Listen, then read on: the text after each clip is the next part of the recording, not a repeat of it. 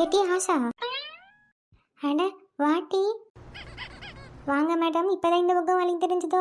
ஏலா, நேற்று உனி யாரோ பொண்ணு பக்கம் வராவ, நான் என்ன ஏதுன்னு பேசிட்டு ஃபோன் அடிக்கேன்னு சொன்னிய பண்ணியா?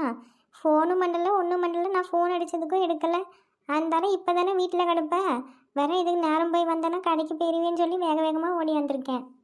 ஐயா ஆமாம் டீ, கொஞ்சம் வேலையில் மறந்துட்டேன் பார்த்துக்க ஃபோன் அடிக்க. நேற்று என்ன நடந்தது தெரியுமா? என்ன டீ பேசுனியா அந்த பையன்கிட்ட? உனக்கு செட் ஆகும்னு எதுவும் தோணுதா? எல்லாம் இரு ஒரு நிமிஷம், எங்கள் அம்மா வீட்டில் இருக்காளான்னு நான் பார்த்துட்டு வரேன். ஏட்டி உங்கள் அம்மா எங்கள் வீட்டில் இருக்காவ, அவங்கள்ட்ட சொல்லிட்டு தான் உன்னை பார்க்க வந்தேன் நான். ஐயா அப்படியா, நான் கூட வீட்டில் இருக்காங்களோ என்னவோ நினச்சி பயந்துட்டேன். ஏலா அப்படி என்ன பண்ண? ஏட்டி நேற்று அந்த பையன் வந்தானா, வந்து என்கிட்ட தான் இந்த ரெஸ்டாரண்ட்டோட ஓனரு அந்த பொண்ணு ஆஷா, அந்த பொண்ணு பேர், அவங்க இருக்காங்களா அப்படின்னு சொல்லி கேட்டான். ஏட்டி ஆளை பார்க்க எப்படி இருந்தாவ? நல்ல பையன் மாதிரி தெரிஞ்சுதா இல்லை எதுவும் பேசி பத்தியா? என்ன சொன்ன அவங்க கேட்டதுக்கு நீ? ஏலா பறக்காத இருட்டி சொல்லிய. சரி சரி சொல்லு, ஒரு ஆர்வம் தான். அந்த பையன் என்கிட்டயே வந்து கேட்டானா, ஆளை பார்க்க நல்லா வெறப்பா, எப்படி சொல்கிறது, போலீஸ்கார மாதிரியே இருந்தான். என்னன்னு சொல்லியது நான், இந்த ஃபுட் இன்ஸ்பெக்ஷனுக்குலாம் வருவாங்கள்ல, அவங்கள மாதிரி கொஞ்சம் வெறப்பாக வந்து நின்றுட்டு இருந்தானா.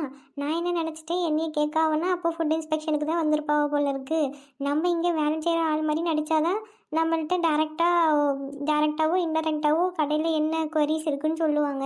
இதை மாற்றணும் அதை மாற்றணும், இது சரியில்லைன்னு சொல்லி எதனா கம்ப்ளைண்ட் இருந்தால் சொல்லுவாங்கன்னு நினச்சி நான் என்ன பண்ணிட்டேன், இல்லை அவங்க வெளியே போயிருக்காங்க, நீங்கள் சாப்பிட்றதா இருந்தால் சாப்பிடுங்கன்னு சொல்லி உட்கார வச்சிட்டேன். ஐயே ஏமுட்டி, எனக்கு என்ன டீ தெரியும், நான் ஃபுட் இன்ஸ்பெக்ஷனுக்கு வந்திருக்காங்கன்னு நினச்சிட்டேன். வேற ஓனர்னு சொன்னால் என்கிட்ட எதுவும் சொல்ல மாட்டாங்க, நான் இருக்கேன்ட்டு கம்முன்னு போயிடுவாங்க. இதே ஓனர் இங்கே இல்லைன்னு சொன்னால் ஏதாவது கம்ப்ளைண்ட் இருந்தாலும் கொஞ்சம் சத்தமாக சொல்லுவாங்கன்னு நினச்சி நான் அந்த இதில் சொல்லிவிட்டேன். அப்புறம் தான் எங்கள் கடையில் வேலை செய்கிற அந்த அண்ணன் உண்மையாக சொல்லிட்டாங்க போல இருக்கு. வேற நான் அது தெரியாமல் போய் நின்று பேச போய், ஐயே என்ன வேலை பற்ற வச்சிருக்க? அட ஆமாண்டி, அது தெரியாமல் நான் பேச போய் என்ன ஆர்டர் எடுக்கிறீங்க சாப்பிட்றீங்களா அப்படின்னு கேட்டு அந்த ஆள்கிட்ட நல்லா வாங்கி கட்டிக்கிட்டேன். நீ இங்கே இருந்துக்கிட்டே இல்லைன்னு என்கிட்ட போய் சொல்லிட்டல அப்படின்னு அவன் கோவப்பட ஆரம்பிச்சிட்டான். ஐயையோ என்ன டீ, பொண்ணு பக்கம் வந்தப்பே கோவப்படியான்னு சொல்லிய? ஆமாம், வேற இருந்துக்கிட்டே இல்லைன்னு சொன்னால் கோவப்பட மாட்டாவளோ. நல்லா கோபமாக உட்காந்துட்டு என்னைய கடுன்னு பேசிட்டாட்டம் தான். நானும் சும்மா விடலையே, நீங்கள் தான் பார்க்கவும் நல்லா முரட்டத்தனமாக மூஞ்சி உருன்னு வச்சுட்டு அடக்கிய. உங்களுக்கு சிரிக்கவே தெரியல, சந்தோஷத்துக்கு பேரை வச்சுக்கிட்டு அப்படி இப்படின்னு என்னென்னமோ நானும் கூட வாய்க்கு வாய் பேசி விட்டுவிட்டேன். சரியா போச்சு போ. கடைசியாக என்ன தான் சொன்னீங்க ரெண்டு பேரும்? அவன் என்ன சொன்னான்னா, இந்த கல்யாணத்தில் எனக்கு விருப்பம்னு சொல்லிட்டு போவதான் நான் வந்தேன், இங்கே இல்லைன்னா நான் வந்தே இருக்க மாட்டேன்னு சொன்னான். அந்த நான் என்ன சொன்னேன்னா, எனக்கும் இந்த கல்யாணத்தில் விருப்பம் இல்லை, நானும் அவங்கள கட்டிக்கிட மாட்டேன்னு சொன்னேன்னா, அதுக்கு அவன் என்ன நான் சொன்னதுனால நீயும் சொல்கிறியா இப்படி அப்படின்னு சொல்லி கேட்டான். அதுக்கு நான் சொன்னேன், எனக்கு இந்த மாதிரி ரெஸ்டாரண்ட்டில் இன்னும் ஒரு பிரான்ச்சாவது ஓப்பன் பண்ணணும்னு ஒரு கனவு இருக்குது. அதை எங்கள் அம்மாட்ட சொன்னால் எங்கள் அம்மா தான் கேட்காம மாப்பிள்ளை பார்த்துட்டு அடக்கா. என்னால் என்ன செய்ய முடியும், நானும் விருப்பம் இல்லைன்னு எத்தனை மாப்பிள்ளாட்ட தான் இப்படி சொல்லிட்டு அடக்க முடியும்னு சத்தம் போட்டு விட்டுட்டேன்.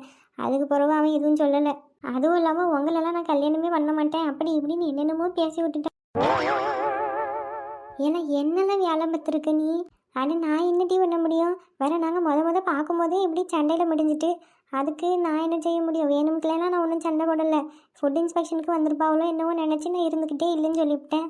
அந்த மனுஷனுக்கு அது கோவம் வந்துட்டு அதுக்கு பிறகு நாங்கள் வேறு எதுவுமே பேசலை. அந்த பையனும் எனக்கு இந்த கல்யாணத்தில் விருப்பம் இல்லைன்னு சொல்ல தான் வந்தேன்னா நானும் விருப்பம் இல்லைன்னு சொல்லிவிட்டேன். அந்தால கிளம்பி போயிட்டான். அவன் வேறு எதுவுமே பேசலை.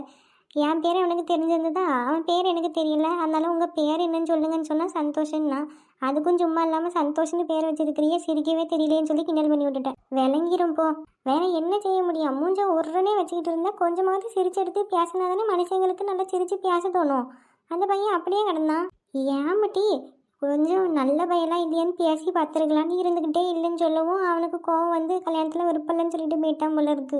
அது ரீசன் என்னன்னு எனக்கு தெரியல. அதுக்காண்டி தான் கல்யாணம் வேண்டான்னு சொன்னானா இல்லை வேறு எதுவும் காரணம் இருக்கான்னு தெரியல. நான் கேட்டேன், அதெல்லாம் உங்கள்கிட்ட சொல்ல முடியாதுன்னு சொல்லிட்டு போயிட்டான். ஆமாம், வீட்டில் என்ன சொன்னேன்? ஐயே இந்த கதையை நான் வீட்டில் சொன்னேன்னா என்னையே எங்கள் அம்மா பொழந்துருவா. அந்தால அப்படி யாரும் என்னையை தேடி வரல, அட்ரஸ் எதுவும் மாறி போயிருந்தா போயிருப்பாவன்னு சொல்லி சமாளிச்சுட்டேன். எப்படியோ ஏழை கேடிதாம்ல, நீ பண்ணுறதையும் பண்ணிட்டு நல்லா சமாளிச்சிருக்க பாரு. ஏன்னா நான் என்னெல்லாம் பண்ண முடியும்? நாங்கள் மீட் பண்ணும்போதே கொஞ்சம் அவரை பார்த்து நான் தப்பாக நினச்சிட்டேன், என்னையை பார்த்து அவர் தப்பாக நினச்சிட்டாரு.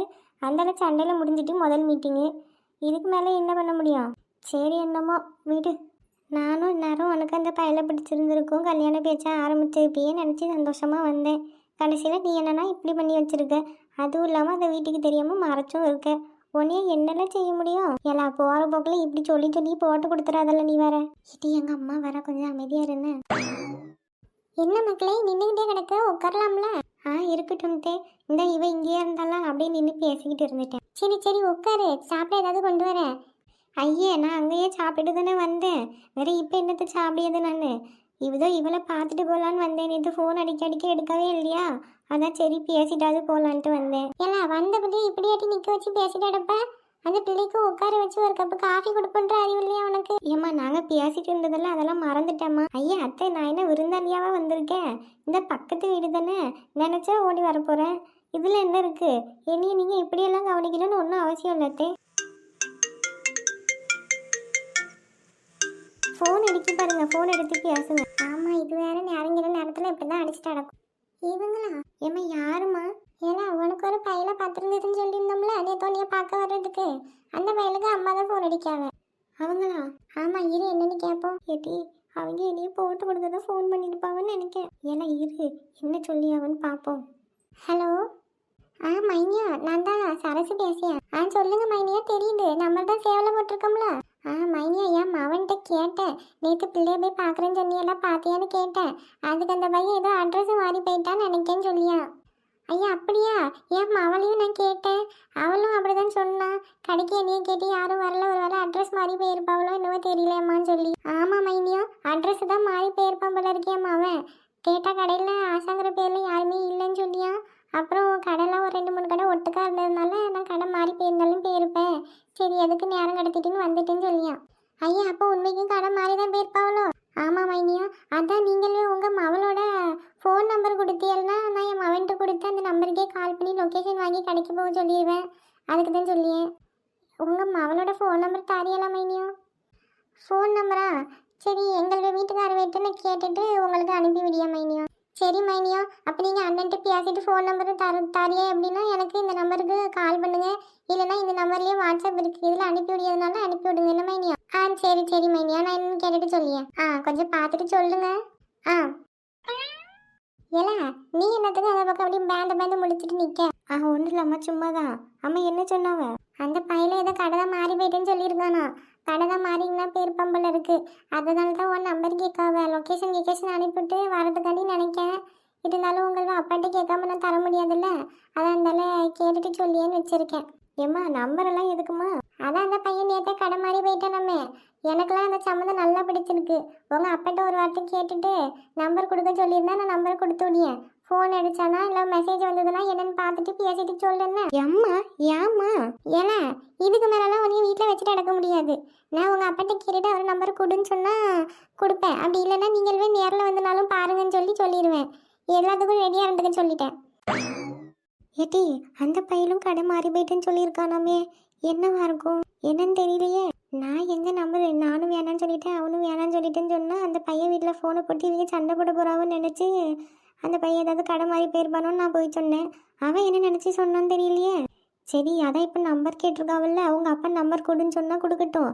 உனக்கு அந்த பையன் ஃபோன்கின்னு அடித்தான்னா என்ன ஏதுன்னு எடுத்து பேசு. ஃபோன் அடிப்பான்னு எனக்கு ஒன்றும் நம்பிக்கை இல்லை, இருந்தாலும் பார்ப்போம். ஃபோன் அடித்தான்னா நான் பேசி பார்க்கேன். சரி பேசிட்டு என்னன்னு சொல்லு. இன்னைக்காவது கொஞ்சம் நிதானமாக பேசு, நேற்று மாதிரி சண்டை விட்டுட்டு அடக்காது என்ன. சரி டீ, சரி நான் வாரேன். ஒரு வேளை இன்றைக்கி அந்த பையன் ஃபோன் பண்ணானா நம்ம நேற்று யோசிச்சதை பற்றி அவன்கிட்ட சொல்லி பார்ப்போம். ஒரு 6 மாதமாவது நிம்மதியாக இருப்போம். நீங்களும் உங்கள் வீட்டில் சம்மதம், ஆனால் 6 மாதம் கழித்து கல்யாணம் பண்ணிக்கிறீங்கன்னு சொல்லுங்கள். நானும் அதையே சொல்லியேன். அந்த 6 மாதம் கழித்து நம்மள 2 பேரும் நான் எங்களுக்கு செட் ஆகலைன்னு சொல்லி பிரிஞ்சிடலாம் அப்படின்னு சொல்லி கேட்டு பார்ப்போம். சரின்னு சொன்னால் ஒத்துக்கிட்டோம், இல்லைனாலும் பரவாயில்ல, என்னென்னையோ போட்டோம். ஏன்னா இந்தா. ஐயா, இவ்வளோ கிளம்பி எதுக்குக்கா? என் மவனுக்கு மட்டும் கொடுத்தியல்னா போதும். எல்லாம் எடுத்துகிட்டு போ. உன் மவனுக்கு மட்டும் கொடுத்துட்டு வேற நீ என்ன சாப்பிடுவேன்? உன் வீட்டுக்காரவையே வேலைக்கு போயிட்டாங்கன்னா வெறும் சோத்தை பொங்கி வச்சுட்டு தண்ணியை ஊற்றி உன் மவனுக்கு அதிலே தயிரையோ இல்லை பாலையோ ஊற்றி இதான் சாப்பாடுன்னு கொடுத்து ஏமாற்றி விடுவேன். நீ அதை கூட திங்காமல் பட்டினி கிடந்து காசை சேர்த்து வைக்க. அப்படி ஏக்கா? அப்படியெல்லாம் இல்லைக்கா. அவர் வீட்டில் இல்லைன்னா எனக்கு சமைக்கவே தோணாது. அவர் இருந்தால் தான் அவருக்கு பிடிச்சது எதையாவது செஞ்சு கொடுக்கணும்னு தோணும். அதான் அதுக்கு தான். பரவாயில்ல, இன்னைக்கு எங்கள் வீட்டு மீன் குழம்பு எப்படி இருக்குன்னு சாப்பிட்டு பாரு, ஒன்றும் தப்பு இல்லை. ஆமாம், சோறு பொங்குனியா வீட்டில்? சோறெல்லாம் பொங்கிட்டேங்க்கா, மாவும் கிடக்கு. சரி, அப்போ எடுத்துகிட்டு போய் சாப்பிடு. நீங்கள் தானே நைட்டு இட்லி தோசை கீசை ஏதாவது ஊற்றி அதுக்கு தொட்டு சாப்பிட்டுக்க. சரிக்கா. எல்லாம் ஆமாம், இந்த மாதம் ரேஷன் வாங்கிட்டியா? இல்லைக்கா. எங்கே நம்ம போகும்போதெல்லாம் அந்த ரேஷன் கடை மூடி தான் கிடக்கு. எப்போ திறந்து வைக்கா? ஆமாம் பத்தியா, நானும் நேற்று போய் பார்த்தேன். நேற்று எப்படின்னு திறந்துருப்பான்ல, வாரத்தில் ஒரு 3 நாள் கணம் திறப்பான்ல. நேற்று திறந்துருப்பானான்னு பார்த்தேன், திறக்கல. இன்றைக்கும் கேட்டிருந்தேன், இன்னும் திறக்கலன்னு தான் சொல்லியாவ. நாளைக்கு தான் போய் பார்க்கணும் போல இருக்கு. அப்போ ஆமாக்கா, நீங்களும் போனியிருந்தாலும் சொல்லுங்க, நான் வரேன். நான் போனாலும் உங்களுக்கு சொல்லியா. சரி டீ சொல்லியா. ஏன்னா அங்கே பாரு, அங்கே வர்றது இந்த பிரேமாவும் உஷாவும் மாதிரிலாம் இருக்கு. ஆமாக்கா, அவங்க தான். எல்லாம் ஓடு, குழம்பு கொண்டு போய் வீட்டில் வெய்யி. வேற அவளுமா பார்த்தாள்வல்னா வாங்கிக்கிடுவாள்வ. சரிக்கா, நான் போய் வச்சுட்டு வரேன். சரி, நம்ம ஏன் இங்கே நின்றுக்கிட்டு வீணா, நம்ம இங்கே நின்றுட்டு இருந்தாலும் வந்து நம்மள்ட்ட ஏதாவது வம்பளுப்பாளுவ. நம்மளும் வீட்டுக்கு போவோம். என்ன கோகிலக்கா, எங்களோட பார்த்துட்டு வேகமாக போகிற மாதிரி இருக்கு. ஐயா கூப்பிட்டானோலா. அட நீங்களே எப்போ வந்திய? அதெல்லாம் நாங்கள் நீங்கள் அந்த ராணிக்கிட்ட ஏதோ பாத்திரத்தில் மறைச்சு கொடுத்தியல்ல, அப்பமே வந்துட்டோம். அப்போ எல்லாத்தையும் பார்த்துட்டு தான் வந்துருக்காளுவ. என்ன கோகிலக்கா, வாய்க்குள்ளே ஏதோ முணங்கிய மாதிரி இருக்கு. ஐயா, அவள்கிட்ட இருந்து ஒரு நாள் மாவு கொஞ்சம் வாங்கியிருந்தேன். அதுக்கு தான் மாவு திரும்ப நான் அரைச்சனா கொடுக்கேன்னு சொல்லி வச்சுருந்தேன்னா, வேற நானும் அரைக்கே இல்லை. சரி, என்ன செய்ய முடியும், ஒரு வாரத்துக்கு மேலே ஆகிட்டேன்னு சொல்லி கடையில் வாங்கியாவது கொடுப்போன்னு சொல்லி இப்போ தான் கொடுத்துருந்தேன். ஓஹோ, காசு போட்டு கடையில் வாங்கி மாவு வாங்கி கொடுத்தீங்க நீங்கள். இதெல்லாம் நம்புற மாதிரியா இருக்குது. மீன் குழம்பு வாடை நல்லா அடுக்கி எங்களோட காதலையே பூ சுத்திரியாலும். அதானே, எங்களுக்கெல்லாம் மூக்கில் சொரணை இருக்குது. 100 மீட்டருக்கு அந்த பக்கம் இருந்தாலும் என்ன வாசம் வருதுன்னு வாசனையை வச்சே என்ன சமைக்கிறீங்கன்னு சொல்லி கண்டுபிடிச்சிருவோம் தெரியுமா. ஐயா, மீன் குழம்பா? நான் இங்கே போவேன்ல மீனுக்கு. நான் கொஞ்சம் கார குழம்பு தான் வச்சுருந்தேன். முருங்கைக்காய் உருளைக்கிழங்கு எல்லாத்தையும் போட்டு கொஞ்சம் தேங்காய் அரைச்சி ஊற்றி அதை தான் வச்சுருந்தேன். முருங்கைக்காய் உருளைக்கிழங்கு போட்டு வைக்கிற குழம்புக்கும் மீனை போட்டு வைக்கிற மீன் கறிக்கும் எங்களுக்கு வித்தியாசம் தெரியாதுன்னு நினைக்கிறீங்களோ? நீங்கள் சொன்னால் நம்பியே மாட்டேங்கிறியா, நான் என்ன செய்ய முடியும்? அதுக்கு நீங்கள் நம்புற மாதிரி ஏதாவது கதை சொல்லியிருக்கணும். எங்கே நாங்கள் மீன் கறிக்கு ஏற்ற போகிறோமோன்னு பயந்து இப்படி கதை சொல்லிக்கிட்டு இருக்கீங்க. ஏன்னா அப்படியெல்லாம் ஒன்றும் இல்லைல்ல. சரி, அதை விடுங்க. எங்களுக்கு உங்கள் மீன் கறியெல்லாம் வேண்டாம். இது ரேஷன் போட்டாவெல்லாம் இந்த மாதம் தெரியுமா எதுவும்? இல்லை மக்களே, இன்னும் போடலை. நானும் பார்த்துட்டு தான் கிடைக்கேன். ரேஷன் கடை இன்னும் திறக்கல. அந்த ஆள் திறக்கிறான், கொஞ்சம் அரை நாளில் மூடிட்டு போயிடியா, மறுபடியும் திறக்கிறான், அப்புறம் ஒரு நாள் வரைய மாட்டேக்கான். அப்போ கேட்டால் மிஷின் இல்லை, சர்வர் வரல, கரண்ட் இல்லைன்னு ஏதாவது சொல்லி இப்படியே இழுத்தடிச்சிட்டு கிடக்கான். நான் இந்த மாதம் ஒரு 3 நாள் போய் நின்றுட்டு வந்துட்டேன். அதுக்கு பிறகு இப்போ ஒரு வாரமாக பார்த்துட்டு எடுக்கன்னு திறந்த பாடு இல்லை. இந்த வாரத்தில் இதுக்கு மேலே போட்டால் தான் போய் வாங்கணும். இந்த ரேஷன் கடவுளில் படுத்துகிற பாடு அநியாயமாக இருக்குது. இருந்தாலும் சரி, அப்போ உங்களுக்கு ரேஷன் கடை எப்போ திறக்காவோ என்னன்னு தெரிஞ்சால் சொல்லுங்கள். ஏன்னா உங்கள் வீடு தான் இங்கேருந்து பக்கமாக இருக்குது ரேஷன் கடைக்கு. நீங்கள் தான் அப்படி எட்டி பார்த்தாலும் தெரியும். அதான் உங்கள்கிட்ட சொல்லிட்டு போகலான்னு வந்தேன். சொல்லி அம்மா, அதான் ஃபோன் நம்பர் இருக்குல்ல, கடை திறந்தாங்கன்னா நான் ஃபோன் அடிக்கேன். சரிக்கா, அப்போ நாங்கள் வாரோம். சரிம்மா. எப்பா போயிட்டாவு. ஏன்னா பாத்தியா அப்படியம்மா, அந்த பொம்பளை மீன் கறி வச்சிருக்க வாடை என்னான்னு வந்தது. நம்மளாம் கண்ணு முன்னாடி தான் ராணிக்கு ஒரு கிண்ண நிறைய மீன் குழம்பு கொடுத்து அனுப்பியிருந்தா. இப்போ பாரு, நம்ம கேட்ட கார குழம்பு வச்சிருக்கேன்னு சொல்லியா. சரி வீடு, அவங்க புத்தி தான் தெரிஞ்சதாச்சே. எங்கே மீன் கறின்னு சொன்னால் நம்மள கேட்டுருவோமோன்ற பயத்தில் அவங்க அப்படி சொல்லியிருப்பாவ. இதுக்கெல்லாமா நீ ஃபீல் பண்ணிட்டு அடப்ப? ஃபீல் எல்லாம் பண்ணலை. இருந்தாலும் இந்த பொம்பளை இப்படி சொல்லும் போது ஒரு மாதிரி இருக்குன்னு. காக்கா வேற காதுக்குள்ளேயே வந்து கரைஞ்சிட்டு அடக்கு. நீ வேணா பாரு போனா. இதுக்காண்டி இன்னைக்கு நைட்டு என் வீட்டுக்காரவனை சிக்கன் எடுக்க சொல்லி நல்லா நைட்டுக்கு பிரியாணி கிண்டி திங்க போகிறாங்க. ஏன்னா உன் வீட்டுக்காரவையே செகண்ட் ஷிஃப்ட் தானே போயிருக்காவன்னு.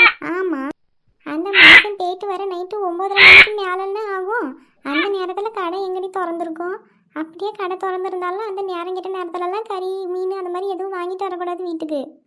ஏம்ல அப்படிதான் சொல்லுவாவ. அந்த ரத்த வாடைக்கு பேய் பிசாசி எதுவும் பின்னாடியே வந்துடும் சொல்லுவாவ. அந்த நைட் நேரத்துலலாம் கறி மீன் எதையும் வாங்கிட்டு சொல்லாத.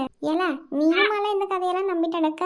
இன்னைக்கு என்ன நடந்தாலும் பரவாயில்ல, என் வீட்டுக்காரன்னு ஆன்லைனில் ஆர்டர் போட்டாவது நீங்களே வாங்கி வச்சு கொண்டு வாங்கன்னு சொல்லுவேன் நான். இல்லைன்னா எனக்கு காசு போட்டு விடுங்க, நானே போய் வாங்கிக்கிட்டேன்னு சொல்லு. அந்த மனுஷன் எப்படி எனக்கு காசெல்லாம் போட்டு விட மாட்டேன், கஞ்சி பிசாரி.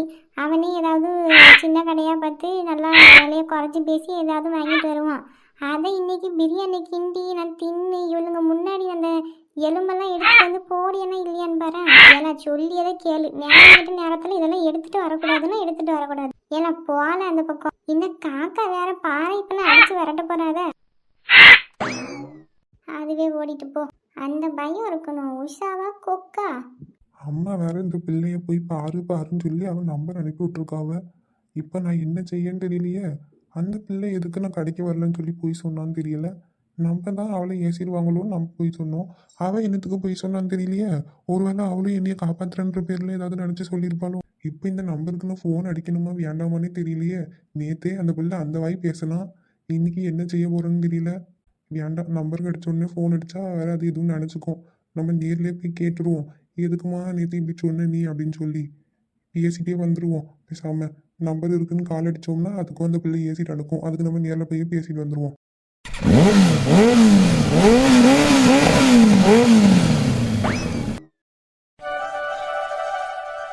அந்த புது கிளைண்ட்ஸோட ஃபைல் எல்லாம் கொஞ்சம் என் டேபிளுக்கு கொண்டு வந்துருங்க. ஆ ஓகே சார், எடுத்துகிட்டு வரேன். அப்புறம் நேற்று பேமெண்ட் போட்டுருன்னு சொல்லியிருந்தாங்கல்ல, அந்த அந்த கிளைண்ட்டு பேமெண்ட் போட்டாங்களா? பேமெண்ட் போட்டாங்க சார். நான் வந்த உடனே இன்வாய்ஸ் எல்லாம் ரெடி பண்ணி உங்களுக்கு மெயில் பண்ணிட்டேன். ஓகே அம்மா, அப்போ நீங்கள் இந்த புது கிளைண்ட்ஸோட ஃபைல் மட்டும் கொண்டு வாங்க. நான் கௌதம் கிட்ட சொல்லி அந்த இன்வாய்ஸ் என்னன்னு செக் பண்ண சொல்லி. Okay sir. ஏன்னா நீ எப்போ வந்த? இப்போதான் மச்சான் வந்தேன். என்னல, நேற்றுலாம் ஐஸ்வர்யா கிட்ட பேசல நீ பேசுனியா? அது எப்படி பேசாமல் இருப்பேன்? நான் தான் வீட்டுக்கே போயிட்டேனே நேற்று. என்னல சொல்லியா? ஆமாம் மச்சான், எனக்கு அவளை பார்க்கணும் போலே இருந்ததா, அதான் அந்தால வீட்டுக்கே கிளம்பி போயிட்டேன். அவள் எங்கே 5 நிமிஷம் கூட நிற்க விடலை. நீங்கள் போங்க போங்கன்னு விரட்டிட்டா. என்னான்னு கோவப்பட்டா தெரியுமா? அந்தால வாங்கிட்டு போன சாக்லேட்டை மட்டும் கையில் கொடுத்துட்டு நான் பாட்டுக்கு வந்துட்டேன். காலையில் தான் ஃபோன் பண்ணி கொஞ்சம் நல்லா சமாதானமாக பேசினான். ஏலா, என்னன்னுலாம் நீ வீட்டுக்குள்ளே போன? எப்படி போன? அவன் ரூம் பக்கம் இருக்க பால்கனி வழியாக எகிரி குதிச்சு உள்ளே போயிட்டேன். எகிரி குதிச்சு உள்ள போனியா? ஆமாம்ல, அதெல்லாம் போயிட்டு யாருக்கும் தெரியாமல் வந்துட்டேன். நீ அதை விடு. ஆமாம், உனக்கு ஆஃபீஸ் எல்லாம் எப்படி நல்லா செட் ஆயிடுச்சா? செட் ஆயிடுச்சு மச்சான், ஒன்றும் பிரச்சனை இல்லை. ரூம் எல்லாம் ஓகே தானே? வேறு எதுனா உனக்கு ரூமில் போடணும்னு சொல்லி, இல்லை ரூமை மாற்றணும்னு சொல்லி மாற்றிக்கிடலாம்.